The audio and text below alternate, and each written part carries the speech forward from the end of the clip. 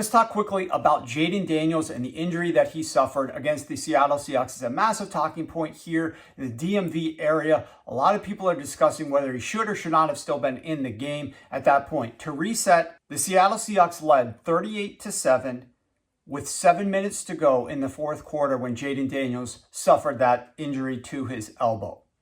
The question is, should he have been in the game at that point in time? I'm going to answer that question not based on the score and the time remaining, but on an entirely different set of facts, which I'll share right now. Jayden Daniels in this game against the Seattle Seahawks was under pressure on 57% of his dropbacks. That was number one of any quarterback in the NFL this week. Sounds high, was high. He scrambled on 26% of his dropbacks. That was number one of any quarterback in the NFL this week.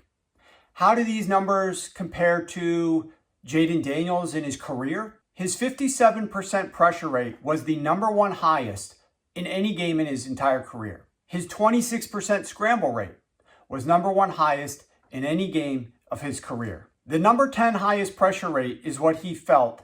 That 57% was number 10 highest for any quarterback in any game this season, right? We're entering week 10. Only 9 other quarterbacks in any game had a higher pressure rate than Jayden Daniels was put under by the Seattle Seahawks. It was also the number 2 highest scramble rate of any quarterback in the NFL in any game this season. Only one quarterback had a higher scramble rate than Jayden Daniels did in this game. Jayden Daniels is coming back from an injury.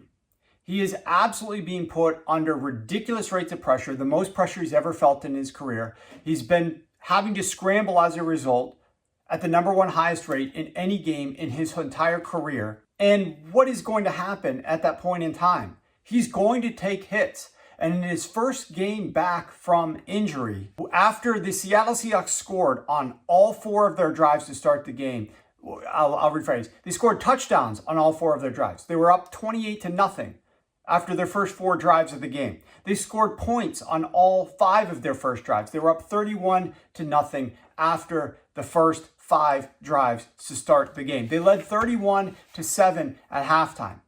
Jayden Daniels is already without his number 1 quarterback. So you don't even have to look at the score of the game, which is obviously a shortcut, and you could say there's no reason he should have been in the game at that point in time. But at some point, you have to save the player from himself. He is an ultimate competitor, and he wants to go out there and make plays. He's not looking at what the score is. He is also a smart quarterback. He knows they're not coming back to win this game, but he wants to demonstrate to his teammates, to his coaching staff, to the city of DC that he is capable of performing, and he wants to put in there and instill that belief in him that he's a competitor. He'll play the full 60 minutes.